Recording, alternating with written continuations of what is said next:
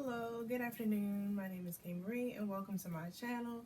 Today's topic is going to be on some easy ways to earn a little bit of extra cash on the side.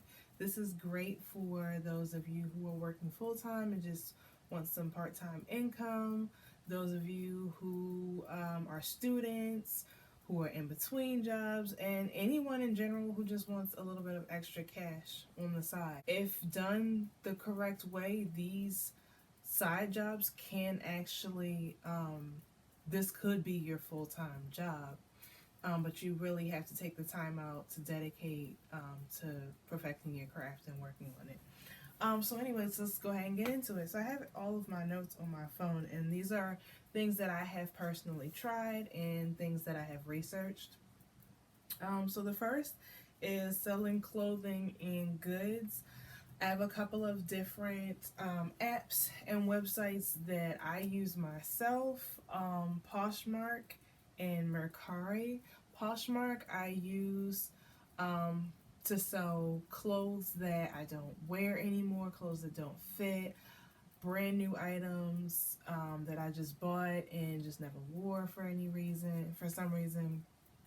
Poshmark, the key with Poshmark is to share your items every day to grow your Poshmark network and attract attention to your page and get sales. It's a wonderful way to make a little bit of extra money by selling your clothes and cleaning out your closet at the same time. The only downfall to Poshmark is, I would say, the seller fees that the site charges. There is I believe it's 20% that Poshmark charges for every sale. If you want to check out my Poshmark closet, you can just follow it at KMarieloaded, which will actually be down in the description box in case you're interested. You typically want to list as many items as you can and just attract traffic there. Let's see. And then Mercari is the other site that I use. Now, Mercari I don't use as much as I do Poshmark. However, Mercari, they take out less seller fees, so you make a little bit more. You can also accept offers on both of these apps. Mercari allows you to kind of like message back and forth between the seller and the buyer privately so that you can negotiate a price, or if they have questions, they can ask questions.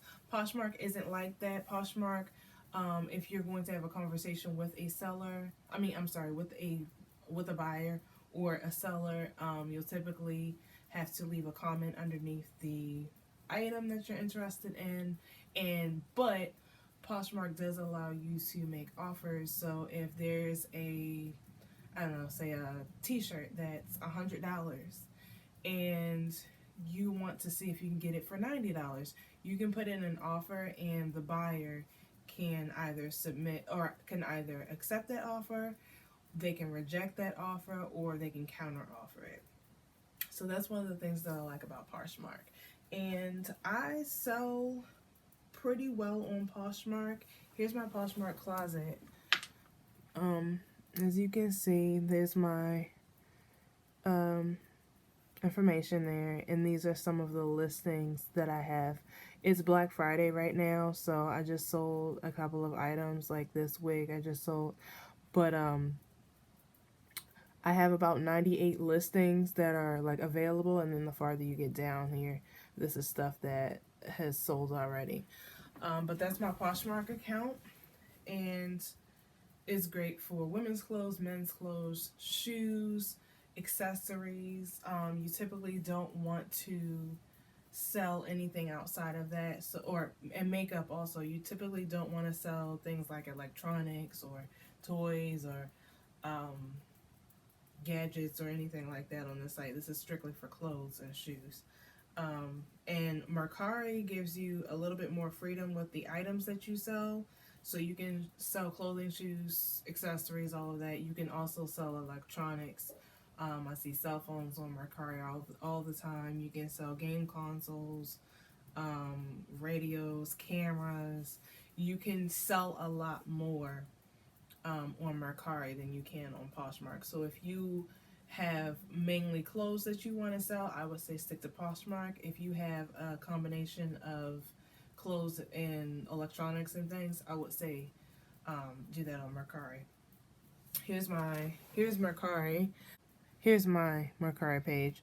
Like I said, I just started using Mercari a few months ago, so I don't have a large following on there, but I have made 2 sales and I did 3 purchases. And I will say that shipping is very quick, just like it is on Poshmark. But the thing with Mercari is they require that you ship their window for you to ship your items is much shorter than your window to ship on Poshmark. On Poshmark, you have, I think, between 5 to 7 business days before someone can cancel their order that you need to ship. And on Mercari, I think it's like 3 business days. If you haven't shipped it by then your buyer can request a refund. And then it takes longer to get paid. So Poshmark, when you submit for your direct deposit to go ahead and cash out on your account, that direct deposit gets put in that same day, and you typically will see that in your account maybe 1 or 2 business days later. With Mercari, it takes a little bit longer. When I cashed out, it took about like 2 weeks. So they don't release the funds on here quickly. I don't have a balance right now, but here are some items that I'm selling on Mercari. So as you can see, I've got a Burberry shirt, I've got, skirts, some shirts and things of that nature. So, and it also shows you how many people have liked it and how many people have viewed your item. Next thing, let me find my list here, is you can also sell on eBay.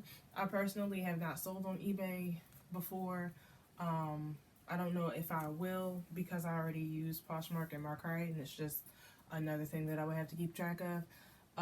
But eBay is also another site that you can use to sell items that you no longer need or no longer want. eBay also, I believe, takes out a seller fee, so just be aware of that when you're selling things. Typically, you'll want to mark your items a little bit lower than the retail value. You want to list your products a little bit higher so that you have some room to negotiate, because a lot of people will submit offers and try and negotiate the price down, and you don't want to set your price so low to where if someone negotiates down, you're losing profit. So and another thing that I do with both Poshmark and Mercari is I love to thrift. So I will go to places like Goodwill and any other clothing stores, and I will go to the mall and shop on clearance and for sales, and I will buy items and then resell them. I will mark them up and resell them. Especially with Goodwill, I'll typically go to Goodwill and purchase. I've had some really good finds at Goodwill, and you can really find some quality items there, some designer items as well. I do sell a lot of designer items like Coach, Louis Vuitton, Michael Kors.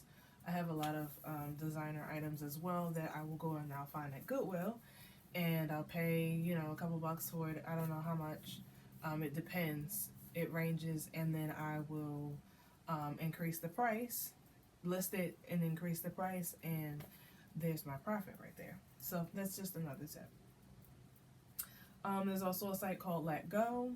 Letgo is kind of like eBay, I think. I started to use Letgo a while, like this summer, and then I let go. Like I just stopped using the site. So Letgo allows you to sell just random stuff, anything. You don't have to sell an electronic or a clothing item. You can sell anything. Like if you have, hair products or children's toys or a lawnmower, bigger items like a TV, you can sell those on Letgo. I've even seen people sell like food on Letgo, which I think is kind of odd, but you can do it. What else? Also, there are, if you are a student like myself, I'm actually graduating in like less than 30 days, but if you're a student, I would also advise you to sell back your textbooks. You probably already know this if you're a student. Selling back textbooks that you no longer need. Have.com is a great place to go ahead and list your textbooks. I can't think of any others off the top of my head, but also your near the university that I go to, there is a off-campus bookstore that it's called Book Holders, and we're able to go and trade in our books for cash there, or we can give them our book and they will list it on their site for a little bit higher than we would get the cash for. If you're looking for straight cash right then and there, you can trade in your book for cash and get cash in hand. Or if you don't mind seeing if your profit will go up if you just give them your book and have them list it online for you, you can potentially make more money doing that. And last but not least, for selling clothing and goods, I have Uptown Cheapskate. It is a store that I recently found out about, and we have 2 of them here in Maryland where I live. It's okay. Uptown Cheapskate has a lot of trendy items that are in fashion, and if you have a bunch of clothes laying around that you don't need anymore that are designer items or that are still in trend, I would recommend that you take them there and see how much they would give you. I will say, however, they do typically offer you a lot less than those items are worth. I think when I took a bag of items in, it was like well over $250 worth of clothing. I think I had shoes, clothing, and purses, and they only offered me $15. So, but you do have the option to decline and take your things back. So they do an appraisal type of situation. You bring all of your clothes there, you give it to them, you let them appraise it, and then they come back with a price. So, but that's an option. That will be my last resort though, just because they really do. You'll make more if you do Poshmark or Mercari. The next thing is paid surveys. There are a couple of different sites for paid surveys. I'm not going to go through all of them, but one that I've tried is called Vendale. They pay very well, and each survey takes a different amount of time. They're usually not that long, maybe like 5-10 minutes each. It depends, and the longer surveys typically pay more, and then once you get to a certain dollar amount and money that you've earned from taking the surveys, you can cash out. So there's Vendale, there's Survey Junkie, and there's Panel Payday. Those are 3, just to name a few. Those are 3 of the paid survey sites out there, and they are legitimate and have good reviews, and you can look them up, and they actually pay.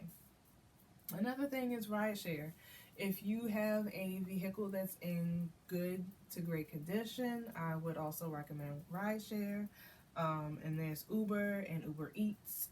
I have personally tried Uber. I have not tried Uber Eats.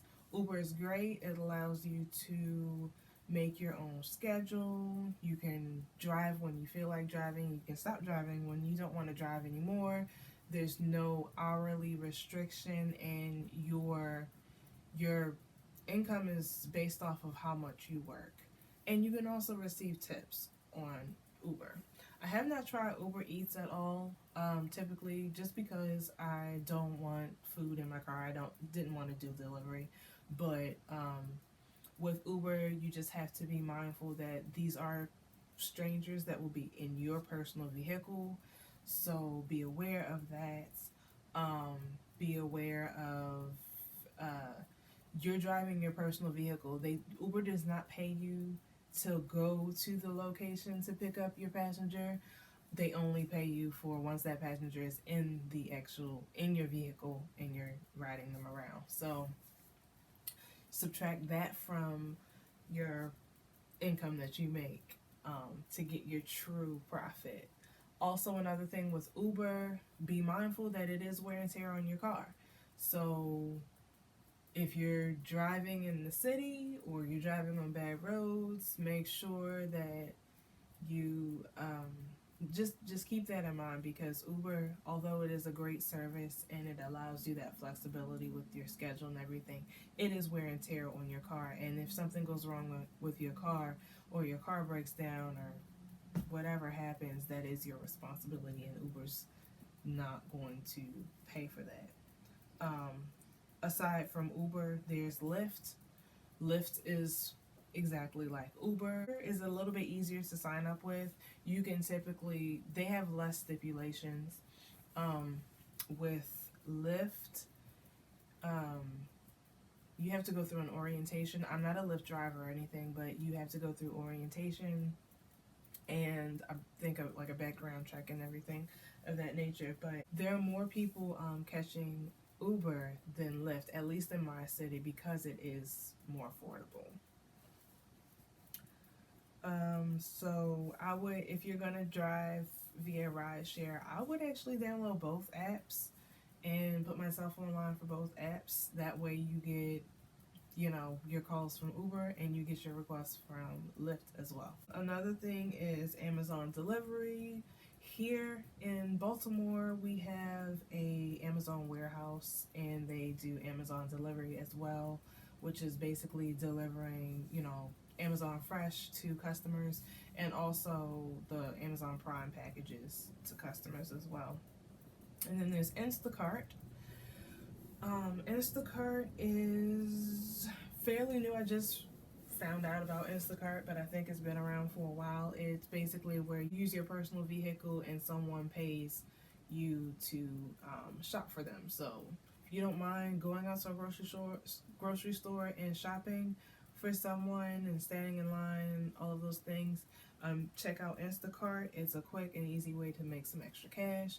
Yes, it is delivery, so you have to go get the items and then deliver the items to the person. And I believe they do like a time restriction as well. So all of those are timed.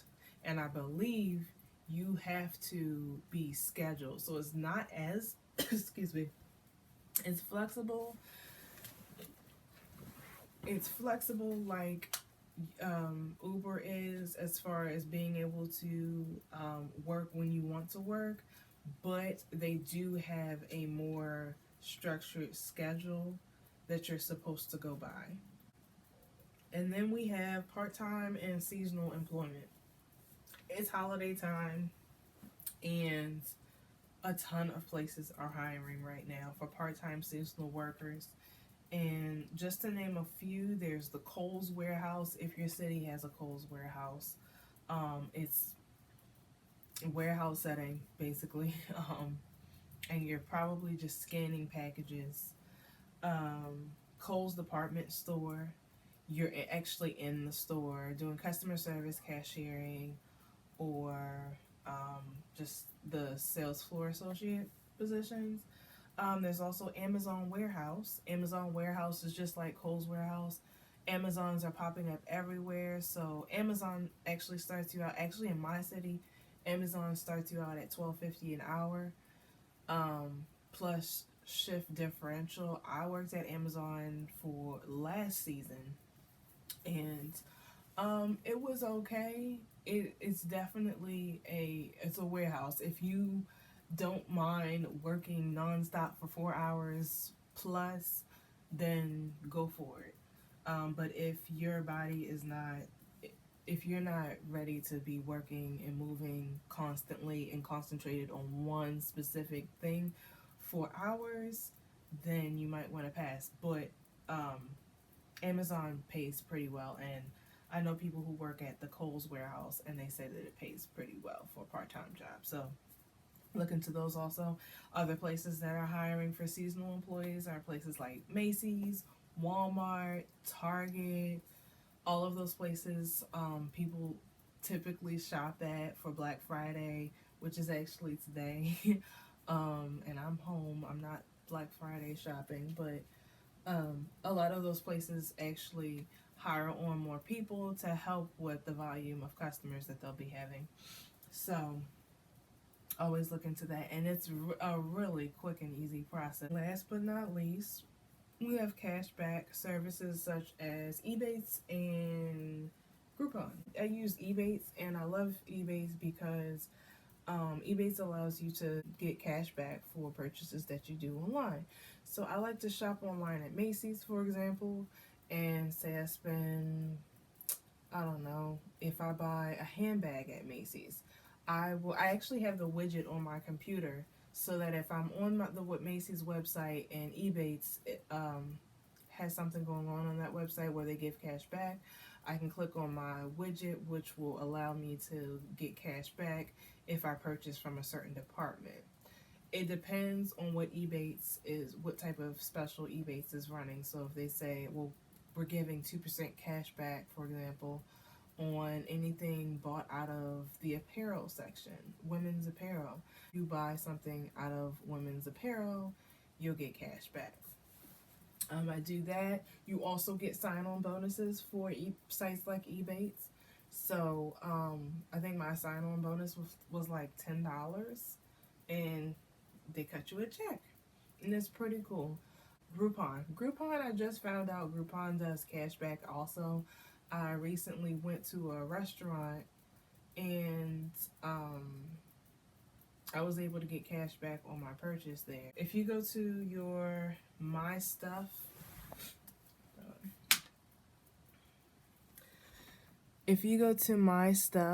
which is this tab here, you can click on My Groupon and Deals.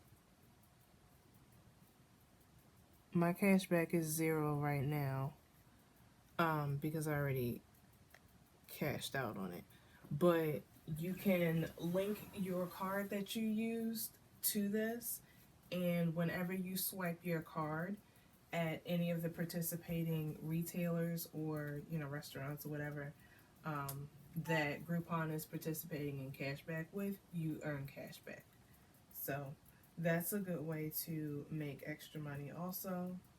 Now, I will say that I'm not sure how quickly Groupon pays its cash back, but Ebates has a schedule on when they cut you your check for your cash back. So,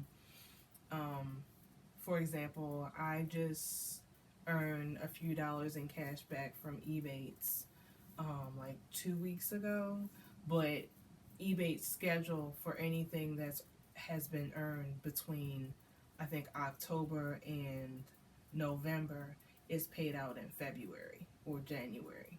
So if you don't mind waiting a little bit to get your check, then go for it. If not, then there are plenty other options for you. Anyways, I hope that this video was helpful. I know that there's a ton more of ways that you can make some extra cash, but this is just a few that I have personally used myself and researched myself. So I hope that this helps.